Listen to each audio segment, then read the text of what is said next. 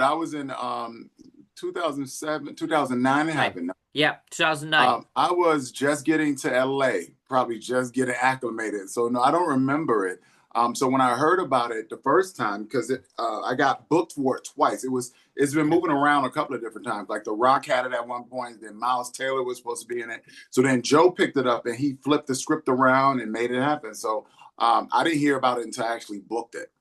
But it's a Okay. very, very amazing story, tragic story, but at the same time, it's just I was just so honored to be able to help tell this story.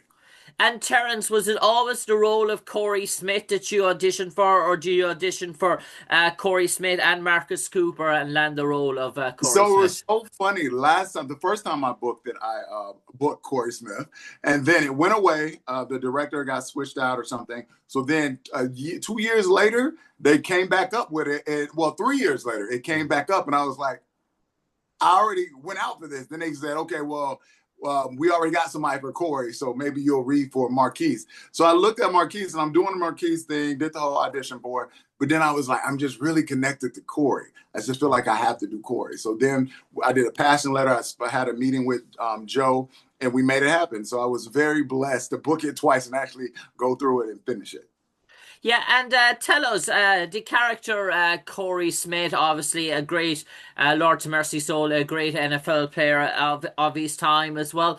Did you do considerable research about the man, about the not only the athletic performer, but the man himself? Did you do backstory? I imagine the family are probably a bit closed after such a tragedy event as Yeah. well. So did you have to do your research maybe from what you could gather from maybe former players and teammates of him?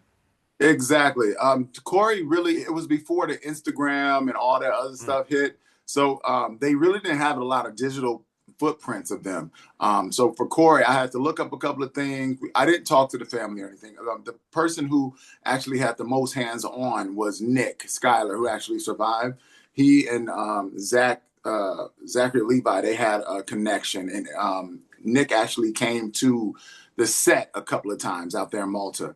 So I didn't really get a chance to actually dig too much because there wasn't really that much on him except for like some old clips of him playing. But so funny because a lot of people who actually got a DM from somebody saying that he was always funny and like a ball of energy. So he's like, you actually embody him more than you know. So I was just excited to just do my thing. But I tried my best to stick to what I could find and just live in those shoes of his. I was honored. Yeah. And did you know from the beginning when you booked the role that you would be shooting this in Malta, or was that a pleasant surprise when you landed the role? Because a very exotic location, very exotic background, and I suppose in actors, if you could pick one or two places in the world to film a movie, I don't think any actor would object to filming a movie in Malta. That's for sure. I've never heard of Malta. So it was so funny. I've never heard of Malta. I was like, oh, Italy? They were like, no, it's Malta. It's different. So I'm like, okay, great. But originally we were supposed to shoot, the first time it was supposed to shoot in the, what was it? The DR. And that Yeah. didn't happen.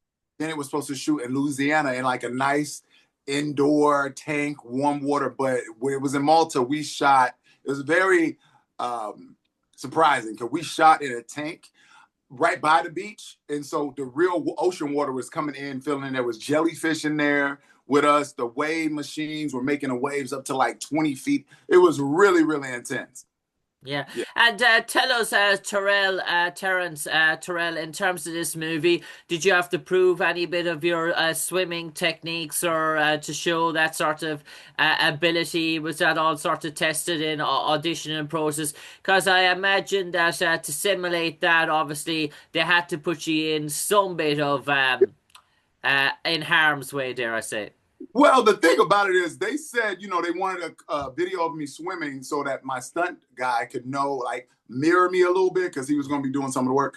But so I went into like, I could swim. So I went to swimming class just to just make sure it looked great and make sure all these amazing backstrokes and everything were beautiful. So when we get there and they turn on all those machines, you don't have time to look pretty in the water. It was like every time he said action, we were fighting for our lives. So it was no like acting in. We were like those waves were up, the water machine, the rain machine we were pushing our hardest. So it was no pretty swimming. It was like, we got to get on this boat. If not, you're really going to get knocked off of it, of course, which is scary. But at the same time, you get knocked off of it when you have to say your lines. So we had to hold on to that boat in a freezing cold with all that stuff going on and still say our lines. And it was so loud that even though we were next to each other, we couldn't hear each other. So we had to like go off of each other's mouths and like lip sync with things. So it was really, really aggressive. And I imagine those sort of stunt sequences when you're shooting, and obviously there's a budget involved in terms of takes that you probably have to get it right in terms Uh,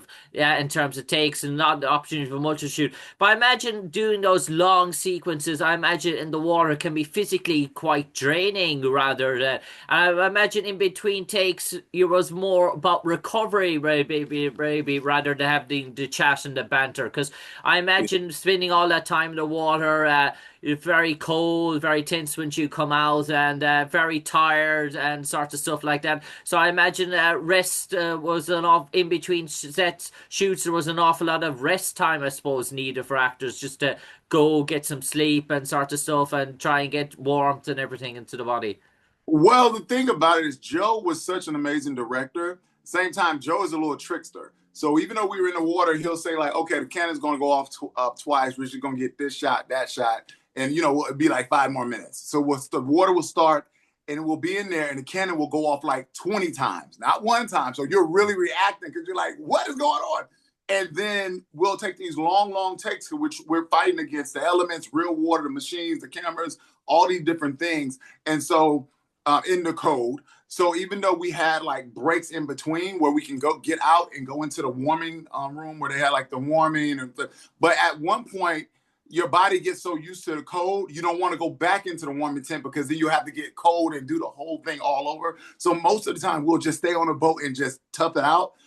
But if it was more than like 20 minutes, we were all trying to run out of there. But it was very strenuous on body, like physical. It was probably the hardest thing I ever done in my life. Yeah, and I hear that in terms of water stunts and sequence that it's very much draining compared to the physical sort of action stunts where you're running around in confrontations. This obviously is more of a mental mental challenge really in terms of remember and also having to remember your lines in sequences as well, and obviously you're having to concentrate where your body is at all times of trying to keep grip until you meet your dreaded face, dare I say. Yeah, it was a lot. It was a lot. I'm kind of glad you kind of understand what was going on because everybody's like, "Oh, you guys have blue screen." I'm like, "No, this was all no blue screens, no green screens. This was all in the water, and it was full throttle." And then most of our nights we shot 3 weeks where it was 5 p.m. and we wouldn't leave until 6 a.m. the next morning. So we were going full speed throughout the night. And then by the time you get back to your room, 6 a.m. we'll get there like 7. You'll go ahead and get breakfast if that. And then I would get up because you had to work out because you had to look the part. So then I would have to get up around 12, work out, and then get dressed around 3 to then be ready to go on set and have, give myself to this set and do what I need to do my job. So it was very, very tiring. It was Yeah. very. And I suppose Terrence, obviously, that was the director's choice, obviously, to pay homage to the movie and to replicate this scenario and replicate what those people went through, dare I say, dreaded events in terms of that. So as actors, in some way, you got to example in some manner of faction what they went through. And obviously that brings a bit of realism to the movie as well, dare I say, because you have a sense of maybe what they would have went through. And obviously as actors, then you can play off that. Yeah, it was so even though it was tough, it was still really good because we weren't really acting. We were reacting to what was happening to us. And what we went through was nothing compared to what the real man went through. And for Nick to still be here, it's a blessing. So I love the fact that they did pay homage to these amazing guys who perished. In fact, most of the time, if you look at anything, he said he was the lucky one, but the real heroes were Corey, Marquise, and Will. So it was really dope to do, and it was really cool. As an artist, you want like a project that's going to get you in there and be like, until you get in there, it's like, we got in there, we made it happen. And Joe did a wonderful job. I'm so excited to see how everybody will take to it. At the same time, these men are really going to be known after this movie drops. So I'm really excited. Yeah, and obviously, in terms of being involved in such history and in terms of history type of events, I mean, the first person to ever play Corey Smith and dictate him in terms of that, obviously, there's a bit of that touches the heartstrings there a bit, and I Mm. say you always feel that sort of connection, no matter what sort of projects you go on in future life and sort of thing, that name will always have a connection with you going forward because it's a real person. It's For not a real. fictional character. So, in some sense, if you see that person on your TV screens or magazines, somehow that you'll always relate to that person. I imagine going forward. Yeah, Corey, it was just an honor to play him and be in his shoes and honor him with this role in this movie. So I'm really, really excited for it. Like it was, if you don't know who Corey Smith is, you'll know after this film and know how great and courageous he was and gone too soon. But at the same time, we're going to get some great news out there about him and get some light on people who gone but not forgotten. Yeah. And Terence, you mentioned a bit about the stunts, and I know I keep going back to those, but to create those sort of tidal waves in terms of that, was it a mammoth sort of production in terms Oh my of people God. that were behind the scenes to make all of this happen, to put it in place? Yes, I just posted a behind the scenes footage where you can see all the tanks. It was gallons, hundreds of gallons of water shooting at us, and the the water wasn't like coming at a speed of like five. It was coming at like 30 miles, like 90 miles an hour. It was to a point. I'm 6'6", 250 pounds. That water was able to knock me off the boat and everybody else. So it was very aggressive. But we had such a great crew.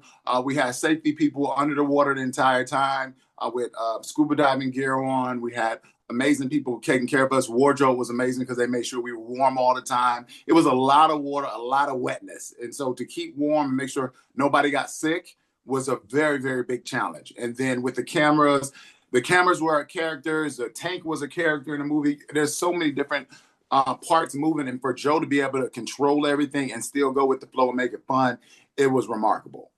I suppose when we think about genres and everyone depicts genres and in terms of movies, is it fair to say, would you sum it up as a real life drama? Is that what we're seeing in our scenes? It's unfair to say horror, it's unfair to say things like that, but it is really a drama story, isn't it? I would say a real life drama, a survival story, and a story of brotherhood. You know what I mean? You really understand when everybody plays sports. I play sports as well in high school, but you really understand what it means when you are a family with your teammates. Like these are brothers on that boat. You don't see one, you see four people trying to survive and help each other stay alive. Mm. So it's amazing. Yeah. I suppose we all know Zachary Levi from the Marvel and the superhero sort of world, and we know Josh Duhamel in terms of his many projects as well. And was this your first time working with Zachary or Josh? It was my first time working with Zach and Josh. At the time, me and Josh Dumel, we had the same management company, which was hilarious. But it was my first time working with both of them. Yeah, and obviously in terms of that sort of bond, because it's the four of you going through that sort of situation, did you almost, as a cast, as a crew, obviously we all know with actors, you move on to different projects, but I imagine in terms of something gripping like that, it creates a closeness between the characters that, and probably makes you more aligned to stay in touch going forward. Yeah, what we went through was real, and we all are pretty close. The one I'm closest to is Marshall. Marshall is so amazing as a person. He's just that, like, I call him the teddy bear because he always wants, if you went in, even though we were tired, Marshall was always the one keeping us upbeat. And even if we didn't want to just stay in our room, Marshall was like, come on, let's go tour Malta. Let's go do this. I said no a lot because I was exhausted. But even today, me and Marshall, Quentin, all of us are very, very close because we literally had to hold each other in the cold water, even when we weren't taking takes. We were just trying to warm each other up with body heat. So you can't help but be close. Like we've seen each other in some crazy situations for 3 months straight. So yeah, we Yeah. got really. And Terence, before we came on air, you mentioned other projects in the pipeline that are coming out very, very soon. Dare I say, if not out at the moment, you might enlighten our audience and viewers about that. Yes, I have. Well, I have children's books. You can find them at iCrownMe.com, all about self-love and respect. And I also have a Christmas movie, Unexpected Christmas, that just hit theaters November 7th. It's been in theaters, doing pretty well, but now we just went to Stars, the network Stars, the platform, and we're number one. We've been number one, top 10, but number one for at least 4 days now. So I'm really, really excited. So that's coming out. That's already happening. Then Not Without Hope comes out next Friday on the 3rd. What day? 12th. Yeah. So yeah, I'm really, really excited. I feel like as an artist, this is going to, a lot of people say like, oh, you look so charming, you look so nice. I did Obliterated, which was really great on Netflix, that showed my action and craziness that I could do. But I'm really excited about this because this is like real acting. This is like me in the water. You're seeing the pain, you're seeing the grit, you're seeing the bruises. So I'm really, really excited about this one because this one's going to take me to another level. I know it. I can feel it. And I suppose, Terrence Terrell, I'm going to turn it over to you now for the final 30 seconds. You might enlighten all our audience, all our listeners, why they should go to the cinemas en masse December the 12th to watch Not Without Hope. And when they do, Terrence Terrell, what's in store for them? Well, I feel like December 12th is going to be remarkable. We're actually doing an amazing biopic. Not Without Hope, about these four amazing men, three who perished. It's a real life story, happened in 2009. And when you go to the theaters, you're going to see brotherly love. You're going to see a team. You're going to see some tragic things. But at the end of the day, you're going to see a lot of heart and faith. And it's going to bring you back to whatever you believe in, God, anybody you believe in. We all need to understand that this is so much bigger than us. We're just little puzzles in this big old giant world. So these are just little things that's going to help you push on and understand that without hope, faith, and joy in somebody that you believe in higher than yourself, what's the use? So yeah.